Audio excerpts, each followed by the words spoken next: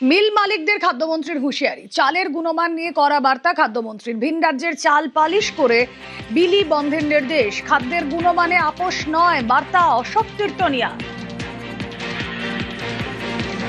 চালকল মালিকদের কড়া হুঁশিয়ারি খাদ্যমন্ত্রী অশোক কীর্তনিয়ার।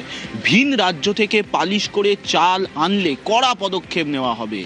চালকল মালিকদের এমনটাই হুঁশিয়ারি আজ দিলেন খাদ্যমন্ত্রী। আজ পূর্ব বর্ধমান, পশ্চিম বর্ধমান, মালদা, মুর্শিদাবাদ জেলার রাইস মিল মালিকদের সঙ্গে বৈঠক করেন খাদ্যমন্ত্রী এবং সেই বৈঠকেই স্পষ্ট জানিয়ে দেন যে এর পরেও যদি তারা এই ধরনের কোনো পদক্ষেপ নেন তাহলে খাদ্য দপ্তর বাধ্য হবে তার বিরুদ্ধে পদক্ষেপ করতে।